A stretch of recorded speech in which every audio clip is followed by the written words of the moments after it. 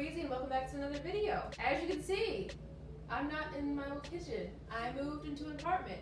And as you can also see, it's not nearly as nice. But my task that I've put upon myself is to make it decent. So I'm going to be doing a lot of different renter-friendly renovations to it to kind of give it a facelift cosmetically. I'm going to put up some backsplash. I'm going to do some countertop contact paper, and hopefully that'll give it a little bit of a brighter look, a little bit more modern, a little bit more sleek, and that will be the set that I'll be using for my videos in the future.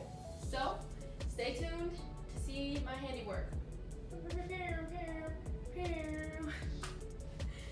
So to start off, I had to clear everything off of my countertops. I took off all the outlet covers, and I needed to wipe everything down to make sure that all my surfaces were clean. Well, I started off with the wall, so to make sure that the walls were clean, that there was nothing wrong with that I had to move my stove forward, and then I went ahead and started opening the packages of the backsplash.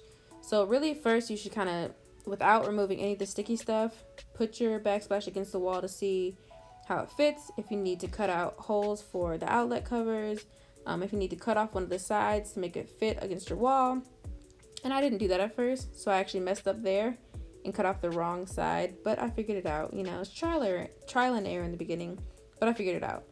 So you peel off the back side, which is just the part that keeps it sticky, and you put it up against the wall. And ideally, you're able to kind of pull and, you know, use your hand or some kind of hard surface to kind of move it along so that you're not creating any bubbles or any ripples or anything in it.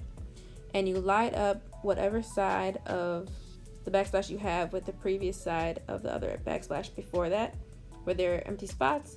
And so here's what it looked like after I went around the whole perimeter of my kitchen.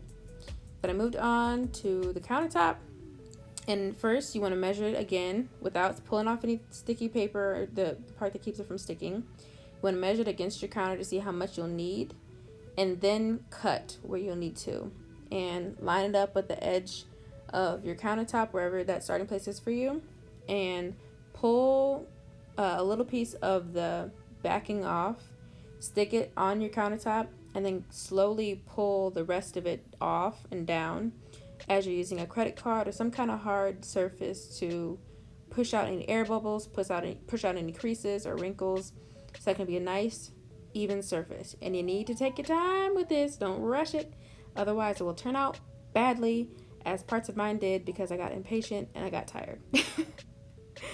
So you just need to take your time. Here's a better shot of what it looks like doing that. And kind of go all the way to the edge, push it all the way down to the edge, and then cut where you need to and tuck it underneath just a little bit so that it'll stick to the bottom of your countertop. So here's what it looked like when I did behind my sink, which I thought was going to be a lot more difficult than it actually turned out to be. Turns out it wasn't very hard. It's just the same concept with a smaller space. Now the countertop took about 2-ish hours, maybe 3 hours. The backsplash took about the same, just because it was my first time doing it, so I was really cautious and slow about it. But here's the final result of what it looked like, and I was very pleased with it. Everybody that I've shown so far likes it and surprises my apartment. And yeah,